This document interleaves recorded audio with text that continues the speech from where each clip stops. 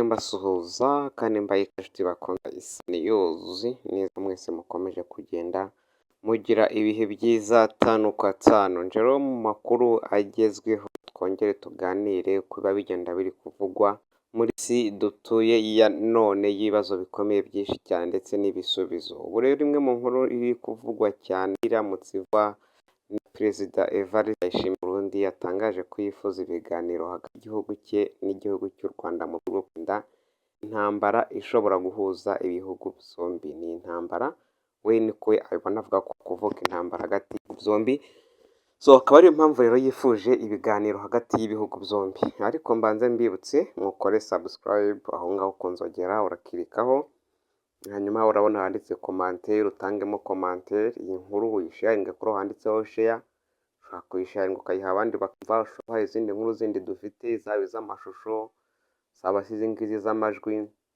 hose washaringa n'ibindi biganiro byose biremewe.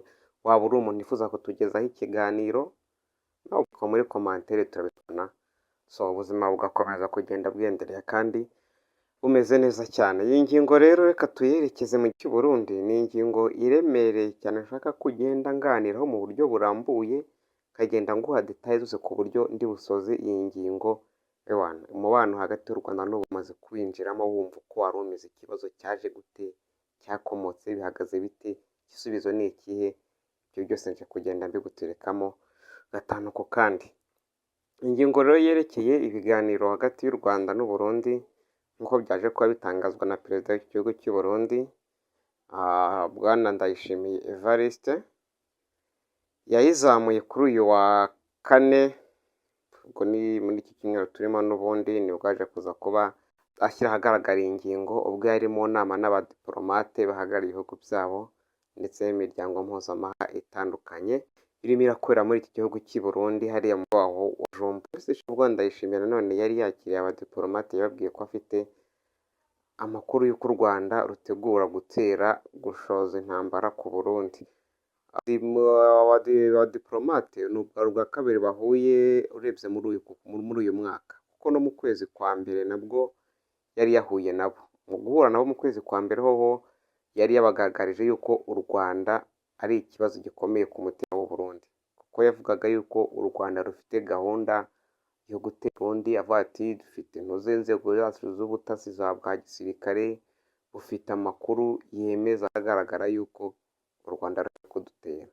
Abigeza kuri iyo rero izo kuri aba diplomate bakorera mu gihugu bose arabibaganiriza uko bimeze, ariko ubwo yaje gukora ubundi bushakashatsi nyuma uribuka ko hari inama yaje kubihuza EAC, inama yabereye mu gihugu cya Ethiopia ya Addis Ababa.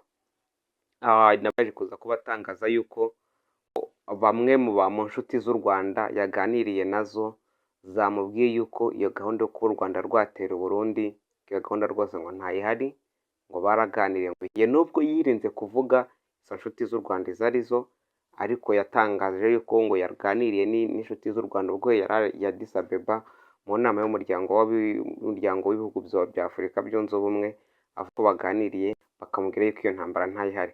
Ubwo rero ayo makuru yavanye nyine aho ngaho niyo nawe yarimo arageza kuri abo badiplomate bahagarariye ibihugu byabo mu gihugu cy'u Burundi. Ishimira rero wakomezaga ku ntambara yo mu burasirazuba bwa Repubulika Iharanira Demokarasi ya Kongo, aho inyeshyamba z'uwo mutwe wa 23 zirwana n'ihuriro ry'ingabo za leta zirimo n'iz'u Burundi, yanumvikanye avuga ko iyi ntambara izaba iya rusange yo kujya mu ntambara n'u Rwanda. Uyu mugabo yongeye kubyigamba ubwo yumva ko abaturage bo mu ntara nabo ubwabo yamaze bacengezamo ayo matwara ubwo aheruka mu nama yarimo yamuriwe n'abaturage bagiye kubasura nko mu gihugu. Ubwo bavuze intara ya Kirundo ni imwe mu ntara zikora zihana imbibi n'u Rwanda, ni zimwe mu ntara zo mu Burundi zihana imbibi n'intara y'Amajyepfo, ngo ndavuga ku ruhande rw'u Rwanda. Icyo gihe yumvikanye yikomanga mu gituza avuga ko Burundi budatewe ubwoba no kuba bwajya mu ntambara n'u Rwanda, kuko mu mateka bizwi ko nta na rimwe u Rwanda rwigeze rujya mu ntambara n'u Burundi ngo butsinde. Yakomeza rero agira ati muri aya magambo, mwebwe mwitegure ntimugire bariya turaziranye mu Bugesera murabizi byabayeyo, twabatsindiyeyo, kuva ku ngoma ya cyami ntibigeze batunesha, ubu nibwo badushobora? Yasoje ariko yibaza, ubu nibwo badushobora? Tumubibutse ko muzi ko mu Kirundo aho byavuye, ijambo mu Kirundo bavuze ngo ijambo ngo wibutse mu Kirundo ngo byo byavuye, hari ku bwantuze batuma amateka tubwire ko ngo hari ku bw'umwami Mutara wa gatatu Rudahigwa, ubwo yashoje intambara ku Burundi, noneho bageze mu Kirundo ingabo zari ziri ku gihande cy'u Rwanda ziza kuza kuba zigwa muri ambushi yatezwe n'ingoma z'u Burundi, kandi ubwo ntabwo icyo gihe nibuka neza umuntu wari ubuyoboye, naba mbeshye. Ubwo rero ngo kuza kwa rero gutsindirwa ngo ko Abanyarwanda n'ubundi nyine Evariste nawe nyine akaba bati mubibutse ibyo mu Kirundo, ibyo ku gihe cy'ubwami twabakoreye mu Kirundo, n'ubu ngubu nabwo bagarutse nta kibazo rwose twabibakorera. Ndayishimiye rero akomeza yumvikana avuga ko mu mvugo yo gucisha make yagaragaje ko igihugu cye cyiteguye kujya mu biganiro n'u Rwanda. Noneho rero twari tubaye nk'abajya mu mateka y'inkomoko aho yaturutse n'uko byifashe. Noneho tujye no mu bigezweho noneho ubu ngubu rero.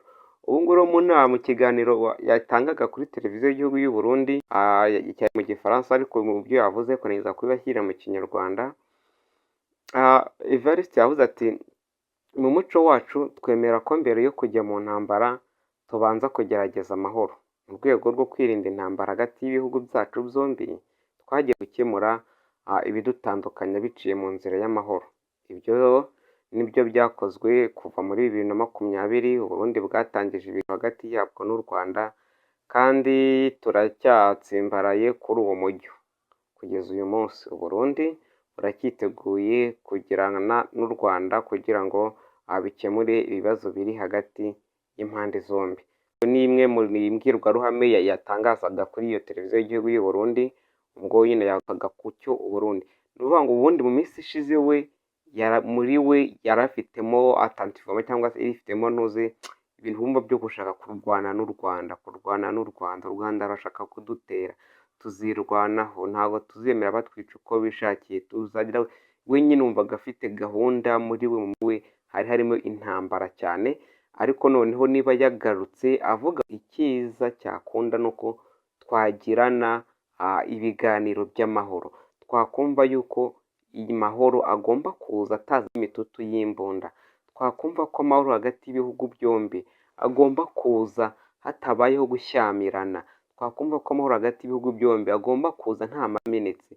Navuga ngo ni kimwe mu kintu cyiza cyangwa se imwe mu nkuru nziza, dushyire umucyo kuri iki kibazo, navuga ngo ni inzira nziza. Yakomeje avuga rero ati ubu buryo nibudatanga umusaruro Uburundi bugashotorwa, nibwo Abarundi abazirwanaho hifashishijwe uburyo bwose bushoboka.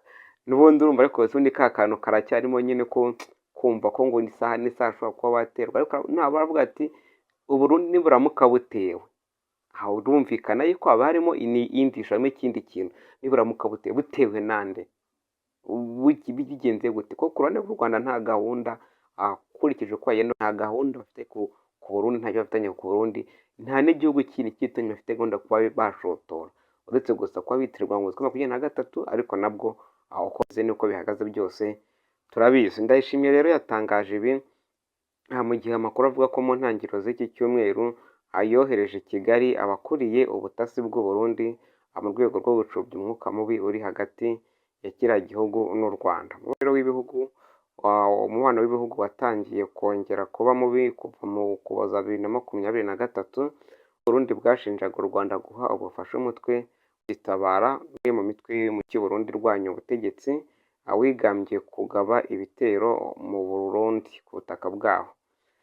Ni ibitero byatumye muri Mata 2024 Uburundi bufunga imipaka yose yo ku butaka ihuza n'igihugu cy'u Burundi. Umubano warushijeho kuzamba ubwo Perezida Evariste Ndayishimiye yatangarizaga i Kinshasa ko ashyigikiye umugambi wa Perezida Felix Antoine Tshisekedi wo guhirika ubutegetsi bw'u Rwanda. Icyo gihe kandi Ndayishimiye yari yaramaze kohereza ingabo mu burasirazuba bwa Kongo zo gufasha Kongo kurwanya umutwe wa 23 ivuga ko ushyigikiwe n'u Rwanda, cyangwa se nk'uko bakunda bavuga yuko uwo mutwe wa 23 bavuga yuko ushyigikiwe n'u Rwanda.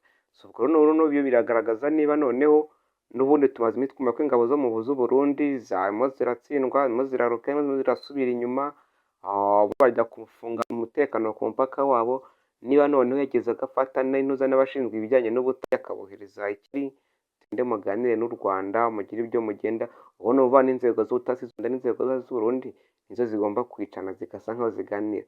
Niba basi noneho hari n'umwanzuro wafashe wo kugira abo yohereza mu gihugu, bivuze yuko hari yuko n'ibindi nabyo izindi ntambwe ziraza kugenda akurikira. Songa nk'uko rimwe mu nkuru yarimo kugenda icacara muri aka kanya nifuzaga kuba nagenda mbaganiraho mbabwira uko bihagaze, ubwo mukomeze kugenda mukora subscribe, share na comment, izindi nkuru zo zirakomeza kugenda zigaruka umwanya ku mwanya.